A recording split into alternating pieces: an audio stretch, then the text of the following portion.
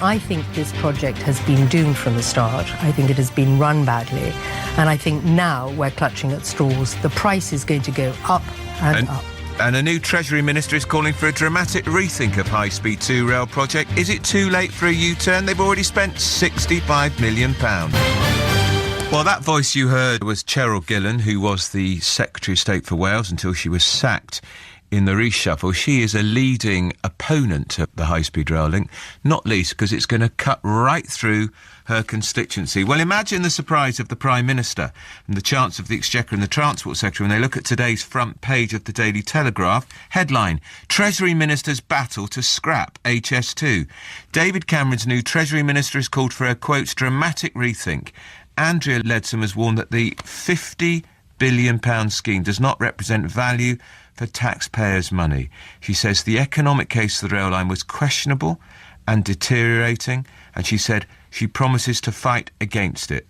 Before she became a minister, she sent a series of letters to rail executives saying that the line would cause severe and irreversible damage to wildlife habitats, heritage sites and areas of natural beauty.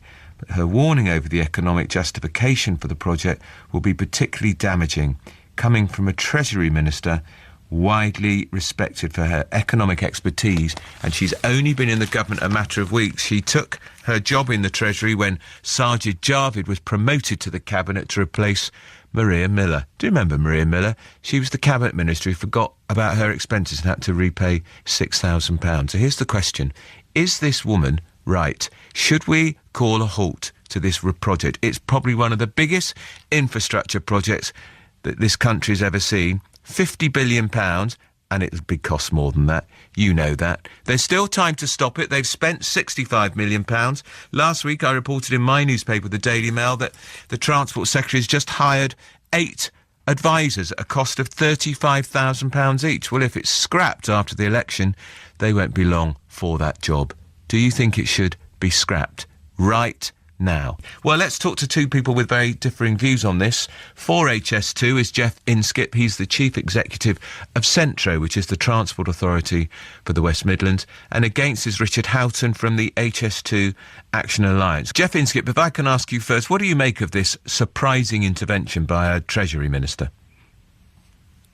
I think this is the last throw of the dice for the opposition, really. The second reading takes place on next week. And once that second reading takes place, then really we're just into the details. So the principles now agreed by government on the first reading.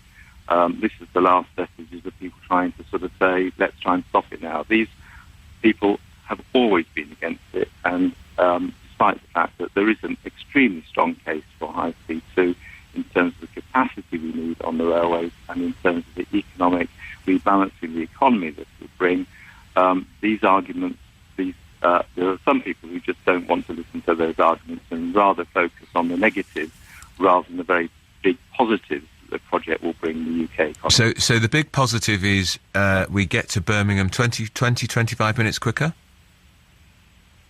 I think the big positives are we build the capacity we need on the railways for the long-term future, and that will ensure that we can have a railway fit for the 21st century and that we can get around the country in a much better way than we do currently.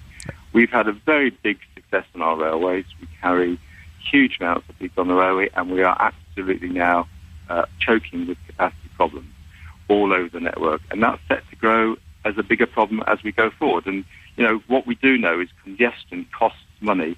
And if you don't provide the right capacity, that costs money, costs the economy money. And I know £50 billion is a great deal of money, and we've got to make sure that we get value for that money. But when you compare it with the amount of money that other countries are spending in terms of their transport infrastructure, and in fact, you know, the amount of money that we're spending in London over the next 10 years is £80 billion on transport infrastructure. This is another much-needed transport infrastructure project that will actually bring huge benefit in terms of our economy. All right, just the UK. Just before I go to Richard Houghton, Mr. Inskip, how much quicker do we get to Birmingham as a result of HS2? We get to Birmingham round about a half an hour quicker, and it's not all about speed, though. As I said before, it's actually about capacity. And if you're going to build a new railway line with new capacity, what you don't do is use old technology, clearly.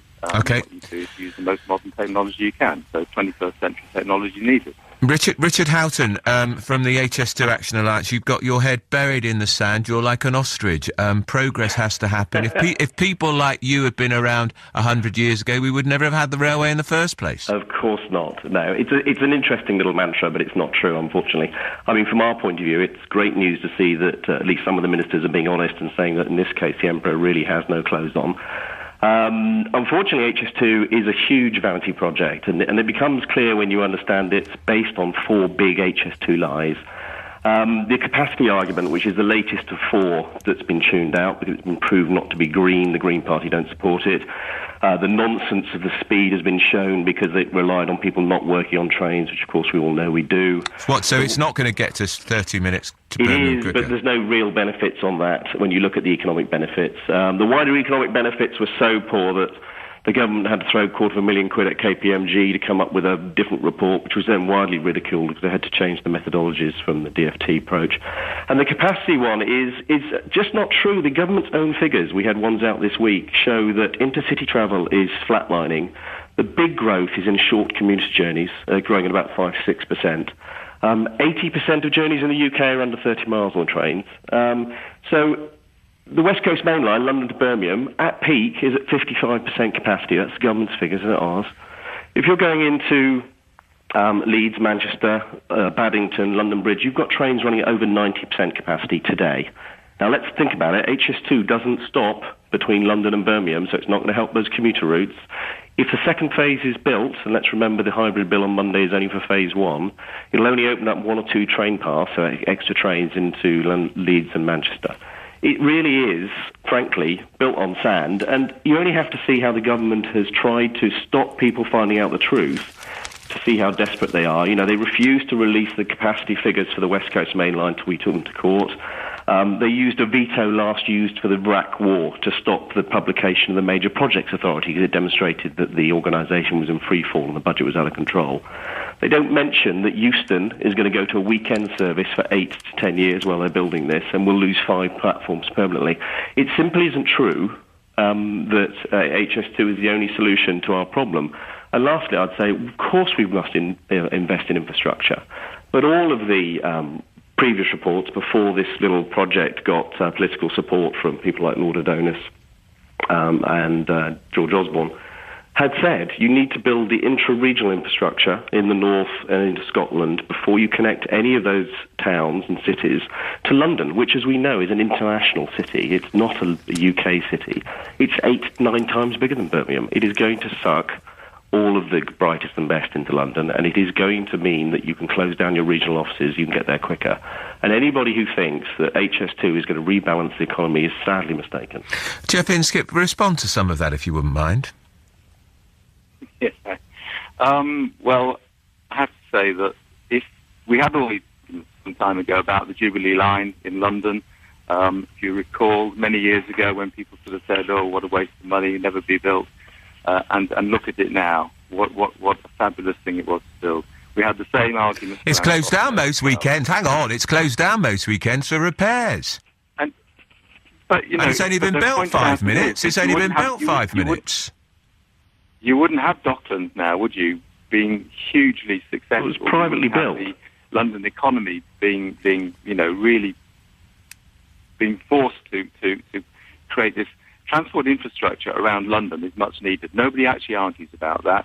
And this is HS2 is cross-rail for the North and the Midlands as well. It's the same sort of argument. It is, it doesn't stop anywhere. I can tell you this, in a few years' time, when it's built and it's up and running, all these other people who've been saying, you know, what a waste of money, etc., will be made to eat their words, absolutely, undoubtedly. Simply not. This is much needed, and the capacity arguments are very strong. And what you do get with a lot of people who are anti-HS2 is they sort of, we do need a high-speed rail, we do need the capacity, we just don't want this line. All right, No, Mr. it's Inskip, not. Mr. Inskip, you've had a good briefly, Richard, respond to Geoff Inskip. Well, I think, if you want to spend 50, and it's actually 72 billion from a report leaked by the Treasury, if you want to spend 72 billion, I want a little bit more detail than, oh, trust me, it'll work.